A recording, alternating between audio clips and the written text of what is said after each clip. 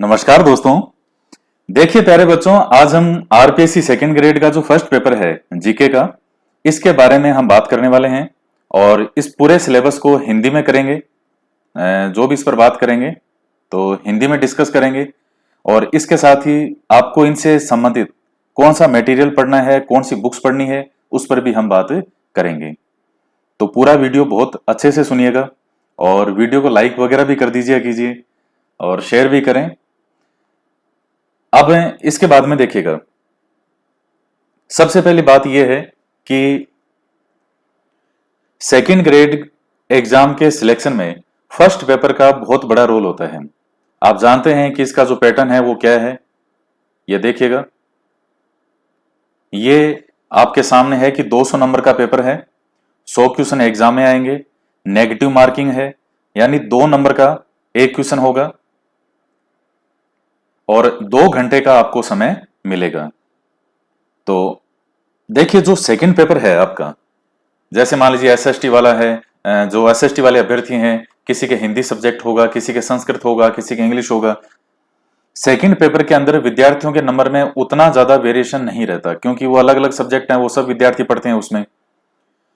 इस first paper को अगर ध्यान से नहीं पढ़ा जाए तो यहां वेरिएशन बहुत आ जाता है, क्योंकि आप थोड़ी सी समझ, सही मार्गदर्शन और ईमानदारी से अगर आप मेहनत करें तो जो नॉर्मल एक पढ़ने वाला विद्यार्थी 110 से 120 नंबर खींच सकता है, वो इन्हीं नंबर को 170 से 180, 190 नंबर तक जो है वो अपने बदल सकता है वो।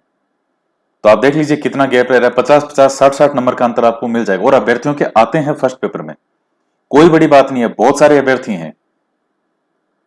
तो वो बात यह है कि तो फिर ऐसा क्या डिफरेंस है कि 110 से 120 आ रहे हैं और यहां 170 180 नंबर आ रहे हैं। तो ये जो गैप है, ये गैप को कैसे भरा जाए? 170 180 नंबर तक आप कैसे जा सकते हो? कोई मुश्किल काम नहीं है जाना, ये कोई भी 1% भी ऐसा कोई मुश्किल काम नहीं है, लेकिन मेहनत तो वो चीज एक्स्ट्रा करनी पड़ेगी वो। तो उसके लिए एक्स्ट्रा क्या चीज आपको ऐसी मेहनत करनी पड़ेगी? क्योंकि अभी आपके पास में समय है और अभी भरपूर समय है। एक बार वैकेंसी आने के बाद में तो फिर वही है कि मार्केट में ये नोट्स आ गए, ये गाइड आ गई, वो कौन सी कोचिंग करें क्या, पूरी तरह विद्यार्थी 3-4 महीने भागादौड़ में निकल जाते हैं। तो एक लाइन में हमेशा बोलता हूं, शुरू से जब से यूट्यूब बनाया तब से बोलता हूं कि शांति काल में जितनी मेहनत करते हैं, युद्ध के मैदान में खून उतना ही कम बहाना पड़ता है। तो ये शांति काल का समय है आपका अभी सेकंड ग्रेड का। वैकेंसी आने के बाद में वही भागादौड़ आपकी शुरू हो जाएगी। और दूसरी बात यह है कि इसमें नेगेटिव मार्किंग है। तो रीट वाला जो पेपर था उसमें कोई अगर लगाना चाहे कि तुक्का लगा दूं, मैं टप्पा लगा दूं कि 150 क्वेश्चन है, नेगेटिव मार्किंग तो थी नहीं, तो पूरे 150 करने थे, तो वो टप्पे यहां नहीं चलेंगे। यहां टप्पे लगाते ही सीधा नीचे आ जाता है। तो आपको टप्पे इसमें तो नहीं लगेंगे कि कुछ भी नहीं आ रहा, चलो ये भी कर दो, ये भी कर दो, ये भी कर दो, ऐसे नहीं चलेगा। अगर अच्छी तैयारी नहीं हुई, गंभीर तैयारी नहीं की, तो फिर मामला वही है कि वो फिर समस्या है। तो अब हम बात करते हैं इसके बारे में, आपको क्या पढ़ना है। देखिए, इसमें 2 चीजें हैं। एक तो सिलेबस की हिंदी में चर्चा करेंगे, हिंदी में क्या क्या है ये, और दूसरी बात इससे संबंधित मटेरियल। तो सबसे पहले देखिएगा, इसमें आपके 3 पोर्शन हैं। एक तो राजस्थान जीके वाला है, और एक है समसामयिक, एक है विश्व और भारत, और एक है साइकोलॉजी का। सबसे पहले राजस्थान की बात करते हैं। Geographical, historical, cultural and general knowledge of Rajasthan. तो एक पहला जो पार्ट है ये राजस्थान की ज्योग्राफी से संबंधित आपका। फिर यहां जो है ये ancient culture and civilization of Rajasthan. इसमें ये 4 सभ्यताएं हैं, कालीबंगा, आहड़, गणेश्वर और बैराठ। और देखिए, यहां ये सिलेबस मुझे इतना ज्यादा अच्छा लगता है, ये बिल्कुल पॉइंट टू पॉइंट इन्होंने लिख रखा है। सबसे बड़ी विशेषता सेकंड ग्रेड के सिलेबस की ये है, बिल्कुल एग्जैक्ट पॉइंट टू पॉइंट है। इसमें कोई ऐसा नहीं है कि एक वर्ड लिख के छोड़ दिया और आप ये सोचो पता नहीं इसमें क्या क्या पढ़ना पड़ेगा। अब ये सभ्यताएं 4 है तो ये 4 ही पढ़नी पड़ेगी आपको। सभ्यता स्थल, ये 4 स्थल ही पढ़ने हैं। तो मैं शुरू से बात कर रहा हूं। तो ज्योग्राफी वाले के अंदर देखिए, मेन ज्योग्राफी तो इसमें आ गई। सबसे पहली है ये लोकेशन वगैरह, तो ये अवस्थिति, विस्तार और धरातलीय जो भी विशेषताएं हैं वो। फिर क्लाइमेट की बात करते हैं तो जलवायु वगैरह आ गया। ड्रेन सिस्टम में अपवाह तंत्र है, वो सब आपको पढ़ना है। फिर ये जो वेजिटेशन है, एग्रीकल्चर है, लाइव स्टॉक है, डेयरी डेवलपमेंट है, तो इसमें ये वनस्पति वाला आ गया, एग्रीकल्चर कृषि से संबंधित आ गया, फिर ये पशुधन और डेयरी विकास वाला आ गया, फिर है जनसंख्या वाला, पॉपुलेशन डिस्ट्रीब्यूशन, जनसंख्या का वितरण कहाँ कहाँ है, फिर growth, literacy, sex ratio, religious composition, तो यहां तक ये सब जनसंख्या वाले ही आगे सारे ये पॉपुलेशन जो है इसमें ये आगे वाले टॉपिक आ गए, ये पॉपुलेशन डिस्ट्रीब्यूशन, तो इसमें ये ग्रोथ, लिटरेसी, ये सेक्स रेशो, ये सारी चीजें आ गई यहां तक। इंडस्ट्री जो है फिर आपको उद्योग वगैरह पढ़ना पड़ेगा, प्लानिंग जो भी आयोजन है सरकार की, और budgetary trend, major tourist centre, तो जो भी बजट में क्या क्या जो महत्वपूर्ण कोई बातें हैं और जो मुख्य टूरिस्ट स्थल, तो ये आपका है ज्योग्राफी वाला पोर्शन। अब इसके बाद में देखिए ज्योग्राफी वाले पोर्शन के लिए आपको क्या पढ़ना है, मैं किताबें आपको साथ साथ, अच्छा पहली चीज तो मैं आपको ये बता दूं, 6 से 10th वाली जो आरबीएससी वाली किताबें थी जो मैंने आपको यहां पढ़ाई थी, बहुत आराम से पढ़ाई थी, रोज के 20-20 मिनट, 30-30 मिनट, वो आरबीएससी वाली किताबें आपको निश्चित रूप से पढ़नी है, चाहे आपने पहले कभी पढ़ी या नहीं पढ़ी हो तो भी दोबारा पढ़नी है। तो मैंने कैसे पढ़नी है, यूट्यूब पे मैंने 6 से 10th के वीडियो बना रखे हैं आरबीएससी के, और आपकी सुविधा के लिए मैंने 6 से 10th की हिस्ट्री का कंप्लीट एक वीडियो एक साथ कर दिया था 38 घंटे का, 6 से 10th की हिस्ट्री वो 38 घंटे, और बाकी जैसे ज्योग्राफी और पॉलिटी वो सब भी जो है दोनों मैंने एक एक साथ कंप्लीट कर दिए, शायद 28-30 घंटे के आसपास के वो दो वीडियो वो हैं, यानी लगभग एवरेज 100 घंटे के अंदर 6 से 10th की आरबीएससी की किताबें कंप्लीट की थी। तो उन किताबों को आपको फिर से शुरू से लास्ट तक पढ़ना है। अब आपको समय नहीं लगेगा, आप 10-15 दिन के अंदर ही उन किताबों को कंप्लीट कर देंगे अच्छे से। वो एक बेस है, वो आपको पढ़नी है, उसमें आपको ये सिलेबस नहीं देखना है, वो तो आपको पढ़नी है। अब इसके बाद में मैं बात करता हूं फिर आपके लिए क्या करना है, तो इसके लिए देखिएगा राजस्थान हिंदी साहित्य ग्रंथ अकादमी की किताब आती है हरिमोहन सक्सेना की, बहुत अच्छी किताब लगती है मुझे ये, और किताब जैसे इसमें क्वेश्चन भी एज इट इज कई बार आ जाते हैं, तो आप ये हरिमोहन सक्सेना वाली किताब पढ़िए, हिंदी ग्रंथ जो अकादमी की किताब आती है। और इसके साथ कुछ आंकड़े वगैरह जो उनमें अपडेट नहीं होते, जैसे मान लीजिए कोई किताब नई भी आ रही है, उसमें कोई पहले का आंकड़ा चेंज नहीं है, तो उसके लिए फिर आप समसामयिकी करंट की हम बताएंगे आपको, उसमें आप कोई भी देख सकते हैं। लेकिन कंसेप्ट समझने के लिए, पूरी किताब पढ़ने के लिए ये चीजें बहुत अच्छी है, आपको अच्छा लगेगा पढ़ के। उसके बाद में हम आते हैं ये एंशिएंट कल्चर और सिविलाइजेशन ऑफ राजस्थान, तो ये 4 आपको सभ्यता स्थल पढ़ने हैं, कालीबंगा, आहड़, गणेश्वर और बैराठ। अब यहां जो है आगे कि हिस्ट्री ऑफ राजस्थान फ्रॉम जो है 8th to 18th सेंचुरी, तो यानी वही बात है कि 8वीं से 12वीं शताब्दी का काल वैसे भी कौन सा काल कहलाता है भारतीय इतिहास में, राजपूत काल कहलाता है। तो आपको 8वीं से 12वीं शताब्दी का राजपूत काल, उसके आगे का भी 18वीं शताब्दी तक यानी मध्यकाल, और फिर आधुनिक राजस्थान तक, कहां तक हो गया, यहां तक। ये वैसे आप इंटीग्रेशन ऑफ राजस्थान यहां तक मान लीजिए इसको, इस यहां तक, इस स्थान तक। तो ये अब इसमें सबसे बड़ी खास बात क्या है, आपको सारी हिस्ट्री नहीं पढ़नी है, इसमें सिर्फ पॉइंट टू पॉइंट चलना है। क्या क्या पढ़ना है, सबसे पहले आपको पढ़ना है गुजर प्रतिहार, इसके बाद में चौहान ऑफ अजमेर, तो अजमेर के ही चौहान पढ़ने हैं। इसके बाद में हम बात करते हैं, तो अजमेर के चौहान आप जानते हैं, जो वासुदेव चौहान से लेकर के 551 ईस्वी से लेकर के और 1192 ईस्वी के अंदर जो दूसरा युद्ध होता है तराइन का, तो वहां तक का जो वो इतिहास है वो है चौहानों, जो अजमेर के चौहान हैं, तो इनके बारे में पढ़ना है। फिर है रिलेशन विद दिल्ली सल्तनत, तो दिल्ली सल्तनत के साथ राजस्थान के जो संबंध हैं, अब उसमें युद्ध भी आ जाएगा। वैसे भी जो सल्तनत काल है उसके साथ संघर्ष का ही है, जो राजस्थान का जब आप पढ़ते हैं तो उसमें संघर्ष काल ही आता है। कुछ एक हैं बातें जिसमें मान लीजिए आपसे बात वगैरह होती है, बाकी लेकिन ज्यादातर जो है वो संघर्ष ही है। तो दिल्ली सल्तनत, अब ये देखिए यहां ये मेवाड़ लिखा है, रणथंबोर लिखा है और जालोर लिखा है, तो फिर क्या ये सारी पढ़नी है रियासतें, क्या शुरू से लास्ट तक पढ़ना है क्या? नहीं, कब से कब तक का इनका क्या है, अब दिल्ली सल्तनत कब से कब तक थी, दिल्ली सल्तनत का काल है 1206 से लेकर के 1526 तक। ये जो समय है ये कहलाता है सल्तनत काल। तो ये समय सल्तनत काल का है। अब इस समय यहां मेवाड़ में कौन कौन से शासक हुए थे? 1206 से लेकर के 1526 के मध्य जो भी मेवाड़ के शासक हुए, उनके इन सुल्तानों के साथ में कोई युद्ध वगैरह हुआ हो, या मान लीजिए कभी किसी की कोई संधि वगैरह हुई हो, या कोई महत्वपूर्ण बात, कोई भी महत्वपूर्ण पॉइंट हो सकता है।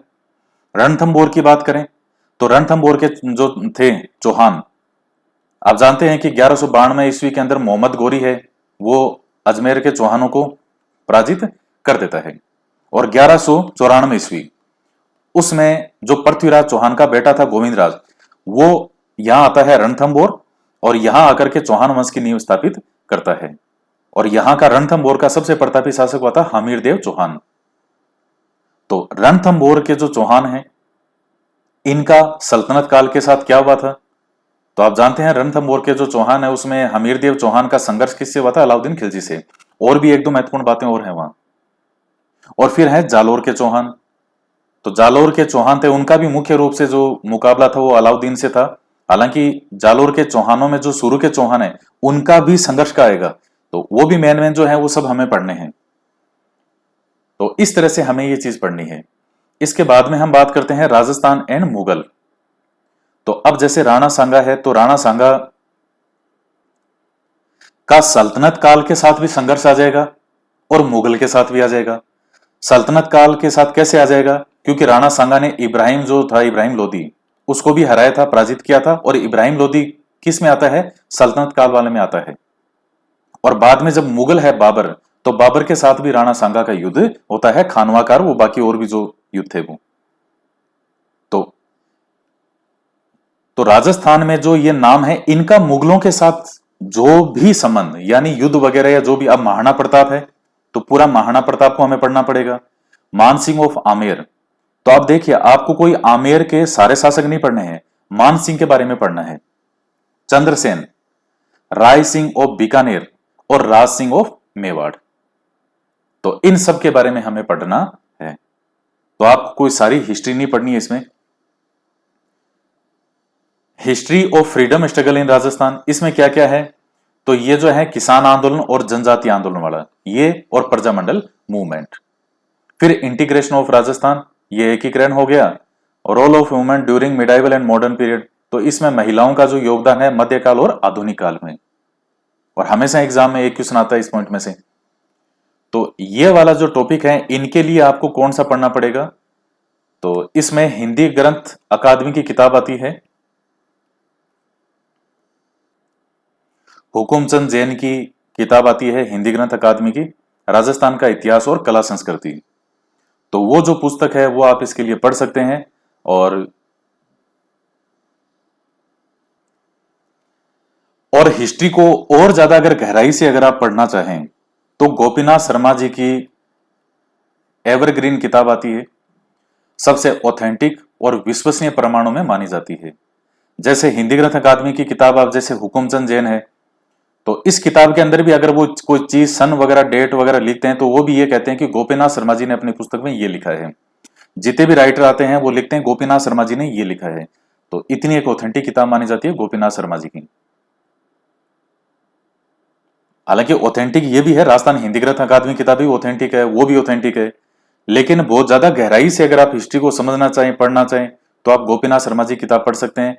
नहीं तो हुकुमचंद जैन की किताब आती है राजस्थान हिंदी ग्रंथ अकादमी की, वो किताब भी आपके लिए सफिशियंट है। और वो एक किताब आती है, उसी के अंदर ही आपको आर्ट कल्चर भी मिल जाएगा। तो आर्ट कल्चर के लिए कोई अलग से इसमें आपको ऐसे लेने की जरूरत नहीं पड़ेगी इसमें। फिर सोसाइटी और रिलीजन, तो ये हिस्ट्री हो गया। लोक देवता एंड देवियां, फिर जो है इसमें संत ऑफ राजस्थान, तो राजस्थान के जो संत हैं। फिर ये आर्किटेक्चर जो है, टेम्पल, ये मंदिर वगैरह, किले और महल। फिर पेंटिंग वगैरह है, यानी इसमें चित्रकला। फेयर एंड फेस्टिवल, तो इसमें मेले और त्योहार। फिर कस्टम, ड्रेस एंड जो ऑर्नामेंट, तो ये जो यंत्र वगैरह हैं ये आपको पढ़ने हैं। और ये कस्टम है, रीति रिवाज आ गया, वस्त्र और आभूषण। फिर है फोक म्यूजिक एंड डांस, तो इसमें ये लोक संगीत और नृत्य वगैरह हो गए, लैंग्वेज और लिटरेचर, भाषा और साहित्य। तो ये जो चीजें हैं ये आपको पढ़नी है, और जो टॉपिक के नाम लिखे हुए हैं वो ही पढ़ने हैं। इसके अलावा हालांकि मेन मेन जो कल्चर के टॉपिक हैं वो आपके आगे, यही आपको पढ़ने हैं। तो इसमें अभी भी काफी और टॉपिक हैं जो आपके इसमें नहीं है सिलेबस में, तो यही पढ़ने हैं आपको। इसके लिए जैसे मैंने जो ऊपर हिंदी ग्रंथ अकादमी की किताब बताई थी आपको, हुकुमचंद जैन वाली, वो एक किताब के अंदर ही राजस्थान का इतिहास और कला संस्कृति इस नाम से, तो ये चीज आपको उसी में ही मिल जाएगी, इतिहास और कला संस्कृति वाली में ही। तो आप उसी किताब के अंदर आपका ये हो जाएगा। अब बात करते हैं जो राजस्थान की पॉलिटी है इससे संबंधित। तो ऑफिस ऑफ गवर्नर, तो ये role of function of chief minister and cabinet, ये जो है state secretary and chief secretary, organisation and role of the Rajasthan public service commission and state human rights commission, panchayat raj in Rajasthan. बहुत सिंपल सिंपल से आसान से topic हैं। तो ये वाला जो है पोर्शन पॉलिटी वाला, राजस्थान की पॉलिटी वाला, इसके लिए हिंदी ग्रंथ अकादमी की किताब आती है जनक सिंह मीणा की, अच्छी किताब है, आप उसको पढ़ सकते हैं। तो वो ले लीजिएगा आप। इसमें ऑफिस ऑफ गवर्नर यानी क्या क्या पढ़ना है इसमें, एक तो राज्यपाल, role and function of chief minister और उसकी जो मंत्री परिषद है, तो जो ये मंत्रिमंडल, तो उनके बारे में पढ़ना है, यानी सीएम और मंत्रिमंडल। फिर जो स्टेट सेक्रेटरी है, राज्य सचिवालय और चीफ सेक्रेटरी मुख्य सचिव। और फिर उसके बाद राजस्थान पब्लिक सर्विस कमीशन जो आपका एग्जाम कंडक्ट करवाएगी सेकंड ग्रेड का, आरपीएससी, जिसके नाम की माला आप जपते रहते हो और जपनी ही पड़ेगी आरपीएससी की। तो आरपीएससी के बारे में आपको पता होना चाहिए, और हर बार इसमें से क्वेश्चन आरपीएससी का तो एक फिक्स होता है क्वेश्चन एग्जाम में। फिर मानवाधिकार वाला है ये, स्टेट राज्य मानव अधिकार आयोग वगैरह हो गया, और पंचायत राज इन राजस्थान। तो इसके लिए वो आप एक किताब देख लीजिएगा, वो किताब जो है इसके लिए सफिशिएंट है। हाँ, कुछ चेंज वगैरह है, या जैसे मान लीजिए आप मानव अधिकार में कोई नया किसी को बनाया हो, कुछ नई नियुक्तियां हुई हो, तो वो क्वेश्चन समसामयिक में आ जाता है, मतलब वो पॉलिटी का होके भी समसामयिक का आपको लगेगा, तो वो चीज भी आपको ध्यान में रखनी है इसमें। इसके बाद में देखिए अब हम बात करते हैं करंट अफेयर ऑफ राजस्थान। तो ये सबसे बड़ी खास बात जो है इस करंट अफेयर और राजस्थान की ये है कि आपके सिर्फ करंट अफेयर राजस्थान का ही आएगा।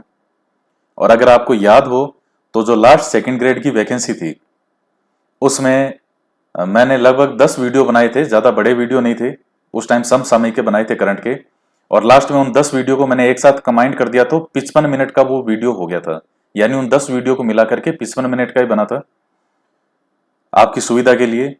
और जो सेकंड ग्रेड का जब आपका एग्जाम हुआ था तो 2 पेपर थे शायद, एक तो 26 मई करके कोई डेट थी, पता नहीं, एक 1 जून को जीके के 2 पेपर हुए थे।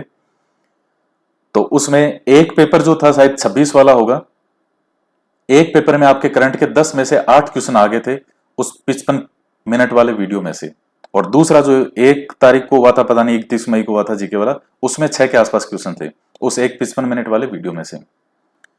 तो करंट की तो टेंशन आपको लेने की जरूरत ही नहीं है, आप तो बस ईमानदारी से जो करंट वगैरह के वीडियो वगैरह हम बनाएंगे, जो भी चीजें मैं आपको बताऊंगा वो आप देखते रहना। तो ये क्या है, मेजर करंट इशू, ये happening and state level related to socio economic, political, game and sports. तो इसमें कोई भी मान लीजिए जो गेम वगैरह हो गए, राजनीतिक रूप से कोई भी नियुक्तियां वगैरह है, या जैसे कोई भी सरकार की योजना वगैरह है राजस्थान सरकार की, स्पोर्ट्स से संबंधित कोई भी हो चाहे गेम वगैरह, तो राजस्थान से संबंधित जो भी करंट है। और इसके लिए एक सबसे अच्छा तरीका तो यह होता है कि जैसे डेली का आप तो एक न्यूज़पेपर पढ़ते रहो, और अभी जैसे कई कह रहे थे सर हम डेली के न्यूज़पेपर में से महत्वपूर्ण खबरें हैं वो क्या नोट करते रहें क्या, तो उसकी कोई मुझे आवश्यकता नजर नहीं आती। आपको मेहनत अभी करने की जरूरत है जो फिक्स जीके है, जैसे ये वाला है, ये सब फिक्स जीके है, इस पर मेहनत करने की जरूरत है, इनके नोट्स बनाने की जरूरत है। करंट अफेयर जो है वो राजस्थान, कब आपका एग्जाम, आप न्यूज़पेपर बस नॉर्मल न्यूज़पेपर अपनी आंखों से पढ़ते रहिए, और मंथली कोई मैगजीन है वो ला करके पढ़ते रहिए, जैसे कई आती है मार्केट में, मूमल वगैरह, ये कई किताबें आती है मंथली मैगजीन, और भी कई आती है। तो जो भी आपको ठीक लगे, जो भी उचित लगे, आप वो एक किताब देख लीजिए, और उससे आपको थोड़ा महीने का ये आइडिया हो जाएगा कि अच्छा ये करंट है। तो करंट के 10 क्वेश्चन आएंगे, और मुझे विश्वास है कि 10 में से आप कम से कम 7-8 क्वेश्चन सही कर देंगे। और देखिए करंट के अंदर मेरा हमेशा से बहुत शानदार रहा है, स्पेशली करंट के अंदर, क्योंकि करंट को पढ़ने का भी एक होता है कि इस तरीके से करंट पढ़ा जाता है, तब उसमें से क्वेश्चन आते हैं। ऐसा नहीं है कि कुछ भी पढ़ना शुरू कर दो कि कुछ तो आएगा ही, ऐसा नहीं। तो करंट में आपको टेंशन लेने की जरूरत नहीं है। जब एग्जाम होगा उस टाइम करंट के वीडियो बनाएंगे, अभी करंट बनाने का कोई मतलब ही नहीं। General knowledge of world and India, तो ये बहुत महत्वपूर्ण पोर्शन है। विद्यार्थी अक्सर जो है वो इस पोर्शन में लापरवाही कर जाता है कि क्योंकि ये पोर्शन पढ़ने में हार्ड लगता है, कुछ टॉपिक भी आपके लिए नए होंगे। तो इसमें क्या क्या पढ़ना है आपको? पहले तो है continents, ocean and their characterize. तो इसमें क्या है? महाद्वीप और उनकी विशेषताएं। महाद्वीप हो गया, महासागर हो गया, और ग्लोबल जो विंड सिस्टम है यानी विश्व पवन प्रणाली से संबंधित। तो इसमें क्या है? विश्व और भारत, इनके बारे में पढ़ना है। फिर ये एनवायरमेंटल प्रॉब्लम, पर्यावरणीय समस्याएं और वैश्विक रणनीति। फिर ग्लोबलाइजेशन वाला हो गया ये, तो इस और इसके इम्पैक्ट क्या क्या हैं। फिर जनसंख्या, इसके बारे में, और जो जनसंख्या, जो ट्रेंड को इसमें आप क्या कह सकते हो, प्रवृत्ति, जनसंख्या की प्रवृत्ति एंड इसका जो वितरण वगैरह है। फिर भारत और यूएनओ, और फिर major trends in international policies. तो इसमें जो भारत और यूएनओ, तो इसमें जो भी अंतर्राष्ट्रीय राजनीति से संबंधित जो भी महत्वपूर्ण बिंदु हो, ग्लोबलाइजेशन और न्यूक्लियर, ये नॉन प्रोलिफेरेशन से संबंधित, परमाणु अप्रसार, तो इससे संबंधित।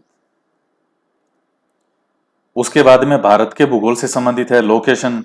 तो इसमें भारत की जो अवस्थिति वगैरह क्या है, मानसून प्रणाली जो है, ड्रेनेज सिस्टम से संबंधित है, अपवा तंत्र वगैरह, और कृषि से संबंधित है, इसमें इंडस्ट्री वगैरह, उद्योग है।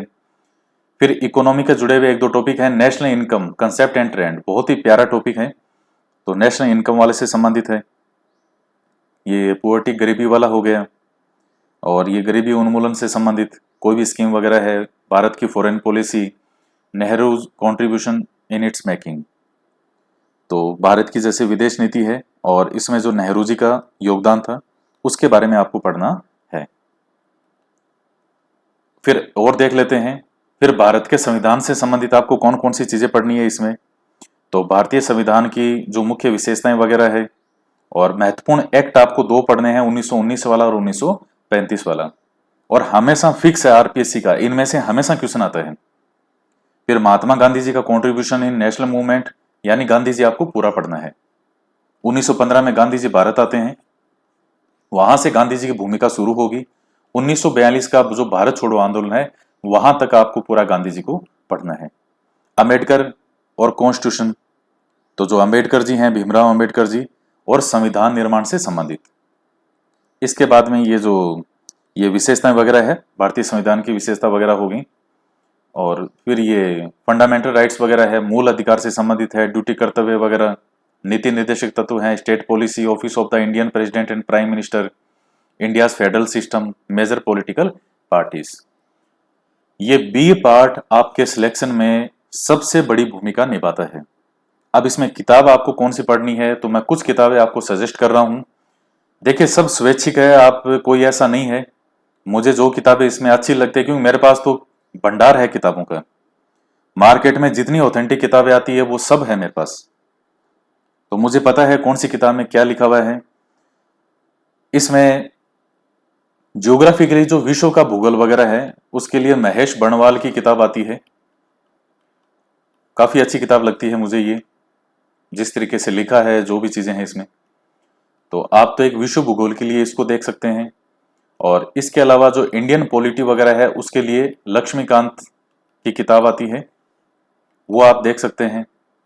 काफी अच्छी किताब है, यूपीएससी से लेकर के हर एग्जाम के लिए स्टूडेंट उसको पढ़ते हैं, और सरल भाषा में है, ऐसा नहीं है कि कोई बहुत ज्यादा भाषा उसकी क्लिष्ट हो, या ऐसा भी नहीं है। या इसके अलावा देखिए कोई आपके पास भी किताब है तो आप नहीं भी लें तो कोई ऐसा नहीं है, जो मुझे किताबें ठीक लग रही है मैं आपको बता रहा हूँ, मेरा कोई इनमें कोई ऐसा नहीं है कि हित है या कुछ ऐसा, कुछ भी नहीं है, बस आपको कुछ अच्छी किताबें सजेस्ट कर रहा हूँ, आपकी इच्छा हो तो आप इनको पढ़ सकते हैं, नहीं तो कोई प्रॉब्लम नहीं है। पढ़ेंगे तो तभी वो फासला है कि आपको 110 से 115 नंबर से आप कैसे 170 180 नंबर तक लाते हैं।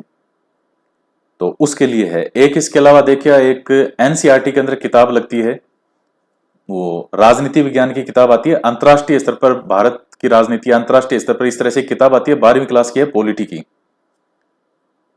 तो वो किताब जो है वो भी आप एनसीईआरटी वाली किताब इसके लिए देख सकते हैं, उसमें भी आपको काफी चीजें जो है ये पढ़ने को मिलेगी। जैसे विदेश नीति वाला हो गया, ये नेहरू कॉन्ट्रीब्यूशन, ये इंडियन फॉरेन पॉलिसी, काफी चीजें आपको उसमें मिलेगी, पढ़ के आपको मजा आएगा उसमें, क्योंकि ये किताबें तो होती शानदार है, चाहे आरबीएससी हो या एनसीईआरटी किताबें हो। तो ये आप कुछ किताबें इसमें पढ़ सकते हैं।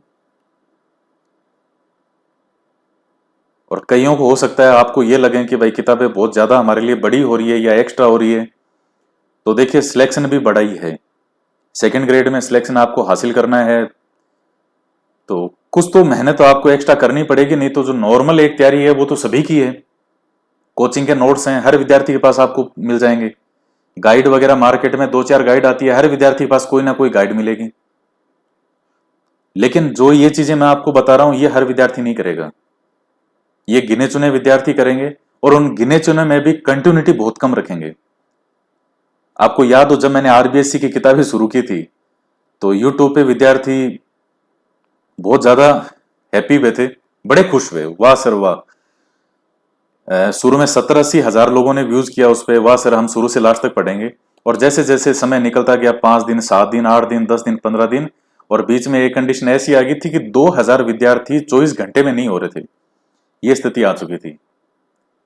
कंटिन्यूटी बनाए रखना आसान नहीं होता। शुरुआत करने में दिक्कत नहीं है, शुरुआत तो कर देते हैं कि बस जोश करो उसमें बैठ के, लेकिन कंटिन्यूटी बनाए रखना सबसे मुश्किल होता है। इसके बाद में लास्ट पोर्शन आता है एजुकेशनल साइकोलॉजी का। तो एजुकेशनल साइकोलॉजी के अंदर 8 ये अलग अलग टॉपिक जो हैं ये लिखे हुए हैं, और इसमें तो मैं आपको हिंदी में बता देता हूं। इसमें एजुकेशनल साइकोलॉजी तो क्या है, इट्स मीनिंग, स्कोप, इम्प्लीकेशन, आपको सीधा मैं हिंदी में बता दूं, शैक्षिक मनोविज्ञान है। तो इसमें क्या है, अर्थ और क्षेत्र वगैरह देखना है, और implication for teacher in classroom, कक्ष में जो शिक्षक के निहितार्थ, क्लासरूम सिचुएशन, और various psychologist and there contribution in education, तो विभिन्न मनोवैज्ञानिक और उनका शिक्षा में योगदान। तो पहला ये है। दूसरा है लर्निंग से संबंधित है, अधिगम वाला टॉपिक आ गया ये। फिर आता है डेवलपमेंट ऑफ लर्नर, तो अधिगमकर्ता का विकास। तो उसमें अलग अलग जैसे विकास है, physical, emotional and social development, और development of child as an individual concept development, तो यह अधिगमकर्ता के विकास से संबंधित है। और इसके बाद में आता है पर्सनैलिटी, यानी व्यक्तित्व।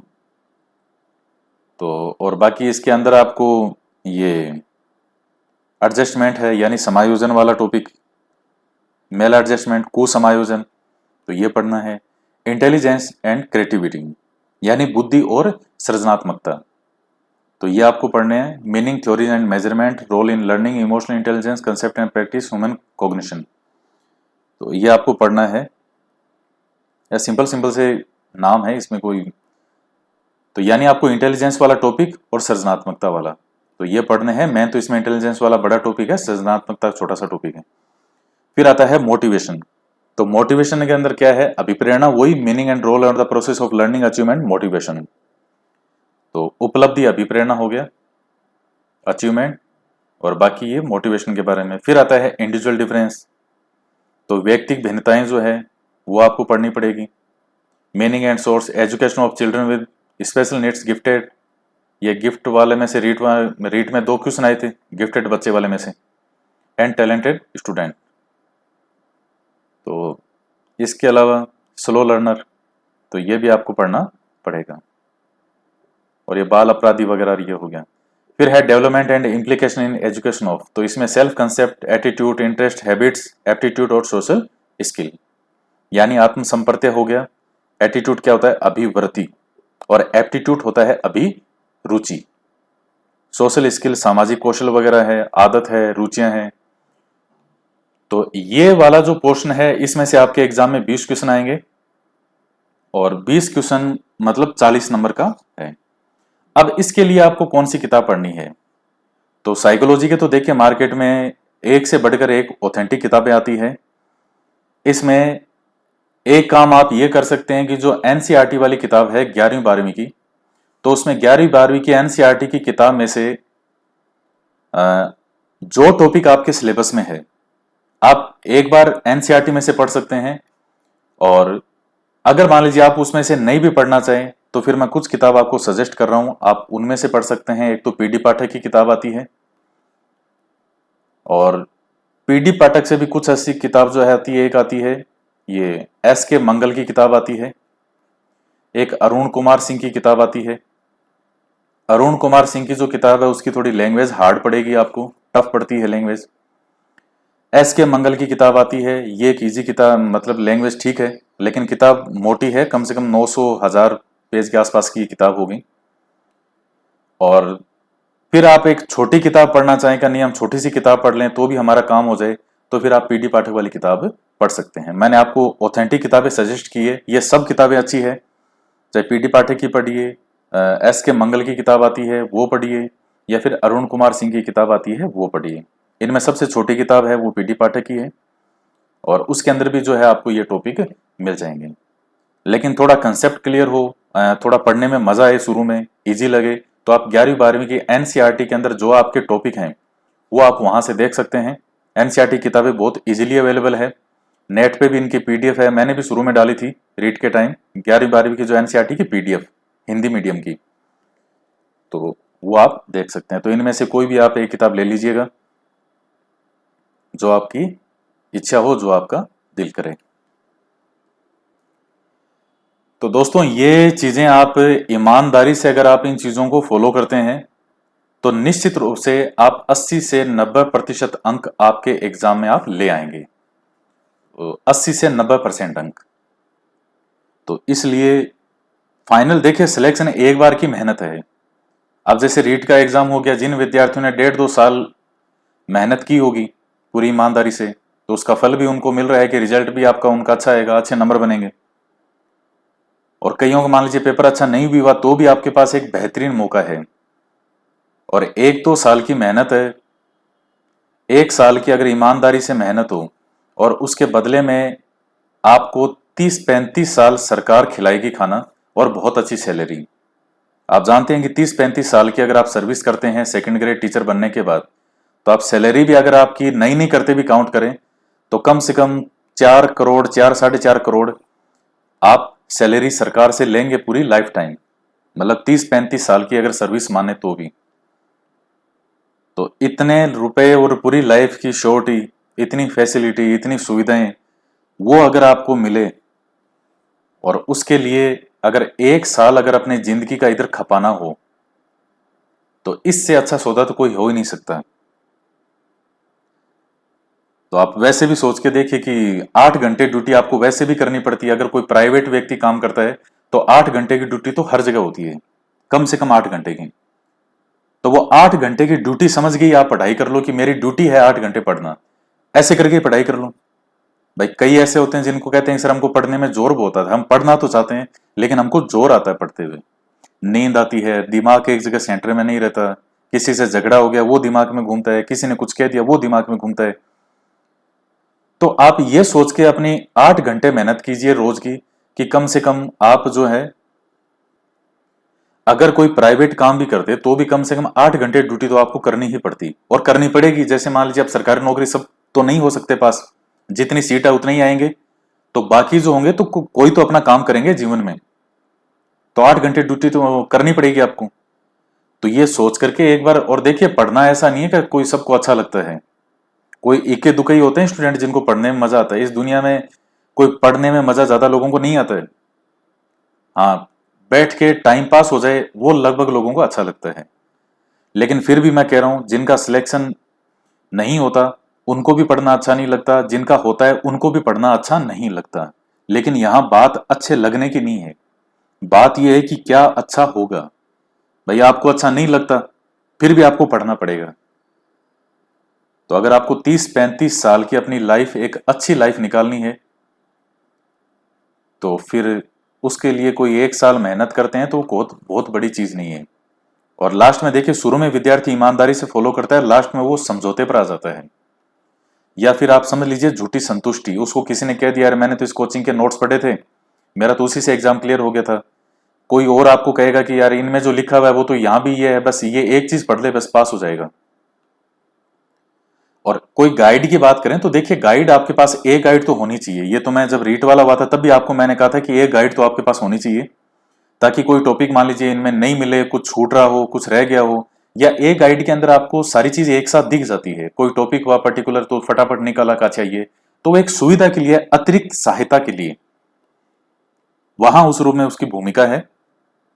क्योंकि हर चीज की अपनी भूमिका होती है। अब कोई गाइड के लिए मैं ऐसे नहीं कह सकता कि बेकार होती है मत पढ़ना, नहीं, गाइड की अपनी भूमिका है। लेकिन वो भूमिका क्या है, एक सहायक के रूप में है कि आप उसको एग्जाम टाइम में फिर, और साथ साथ में आप थोड़ा सा आपको एक यूं रहे कि हाँ मेरे पास ये है जिसमें एक साथ सारा लिखा हुआ है। तो आप ये इस तरीके से अगर ईमानदारी से फॉलो करते हैं, और इसके साथ ही ऐप पर भी मैंने अभी कोर्स शुरू किया है इसका, ये पूरा फर्स्ट पेपर पढ़ाऊंगा, उसमें मैं ही पढ़ाऊंगा सारा। वो भी आप ईमानदारी से वहां अगर लेते हैं, आपकी इच्छा पर है। लास्ट जो वीडियो बनाया था जस्ट इससे पहले का वीडियो, वो उसी पर ही है कि कोर्स जो लॉन्च किया था, तो आप उस वीडियो को देख लीजिएगा। आपकी जानकारी के लिए जो भी चीजें चाहिए वो सारी मैंने उसमें बता रखी है। तो आप ईमानदारी से इन चीजों को फॉलो करते हैं और आपके पास अभी समय है। वही बात है, जब वैकेंसी आ जाएगी तब हो सकता है सरकार पता नहीं 3 महीने में एग्जाम करवा दे, 2.5 महीने में एग्जाम करवा दे। और राजस्थान के अंदर तो हमेशा ऐसा होता है कि सेकंड ग्रेड और फर्स्ट ग्रेड साथ साथ सी आती है। तो फिर वहां आपके सबसे बड़ा कंफ्यूज तो ये रहेगा कि तैयारी किसकी करें। तो अभी जो आप कर रहे हो, एक अपना लेके चलो अपना कि मुझे इसकी तैयारी करनी है और उसकी जी जान से करो। दो नावों पे जो सवार व्यक्ति ये तो है, तो वो ना इधर का रहता है ना इधर का रहता है। वो इक्के दुक्के ही मल्टी टैलेंटेड स्टूडेंट होते हैं, या बहुत मेहनती वो होते हैं विरले ही, जो दोनों एग्जाम की तैयारी साथ कर लेते हैं और दोनों में निकल भी जाते हैं। वो इक्का दुक्का स्टूडेंट होते हैं वो, क्योंकि दोनों का ही सिलेबस बहुत बड़ा है। सेकंड ग्रेड का अपना एक इतना बड़ा सिलेबस है, फर्स्ट ग्रेड का अपना एक इतना बड़ा सिलेबस है।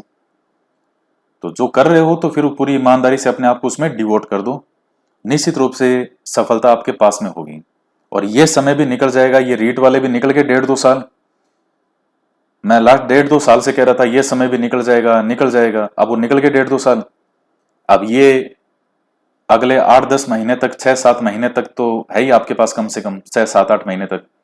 तो जी जान से इसमें अपनी तैयारी करो, ताकि वैकेंसी जब आए तब आपको सिर्फ रिवीजन करने की जरूरत पड़े।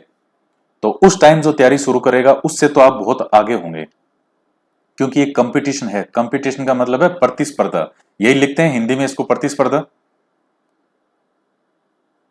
औरों से आप कितना आगे दौड़ पाते हैं, कितना बेहतरीन अपने आप को साबित कर पाते हैं। तो इसलिए तो मुझे लगता है कि मुझे काफ़ी चीज़ें मैंने आपको बता दी है, पूरा सिलेबस मैंने आपसे डिस्कस कर लिया, जो चीज़ें मुझे ज़रूरी लगी। और ये किताबें वगैरह जो मैंने आपको बताई, आप इनको फॉलो करें तो अच्छी बात है, नहीं करें आपके पास ऑलरेडी कुछ किताबें हैं। क्योंकि मेरे पास में तो देखिए ऑथेंटिक किताबें बहुत है, एक एक सब्जेक्ट की कम से कम 10-10, 15-15 ऑथेंटिक किताबें हैं। तो उसमें मैंने इक्के दुक्के नाम आपको बताया। अब मैं सारे 10 के 10 नाम भी अगर एक चीज के बता दूं, अब साइकोलॉजी के मेरे पास कम से कम 12 ऑथेंटिक किताबें हैं, कम से कम 12, जो विश्वविद्यालयों में, यूनिवर्सिटी में इनकी चलती है। अब मैं 12 के 12 नाम आपको बता दूं कि इनमें से कोई भी पढ़ लेना तो आपको यही समझ में नहीं आएगा कौन सी पढ़नी है। तो आपको सुविधा के लिए बता दी 2-3 की, भाई इनमें से अगर आपके पास कोई है तो आपको नहीं लाने की जरूरत ही नहीं है। तो आज के वीडियो में इतना ही। तो वीडियो को लाइक जरूर कीजिएगा, ज़्यादा से ज़्यादा शेयर भी करें। और इसके अलावा अगर आपकी कोई क्वेरी हो, कोई क्वेश्चन हो, तो आप मेरे से पूछ सकते हैं। ऐप में जो अभी मैंने कोर्स लॉन्च किया है सेकंड ग्रेड का, उसमें 7 अक्टूबर से क्लास अपलोड होना शुरू हो जाएगी। डेली के 2 वीडियो अपलोड होंगे, 2 से 3, कभी 2 कभी 3 होंगे, वो मेरे पर डिपेंड है। मैं कितने करूँगा, कभी 2 करूँगा, कभी 3 करूँगा, जैसे मुझे सही लगेगा। लेकिन तैयारी बहुत शानदार और सिस्टमेटिक तरीके से आपकी हो जाएगी। तो आज के वीडियो में इतना ही। तो मिलते हैं नेक्स्ट वीडियो में। जय हिंद, जय भारत।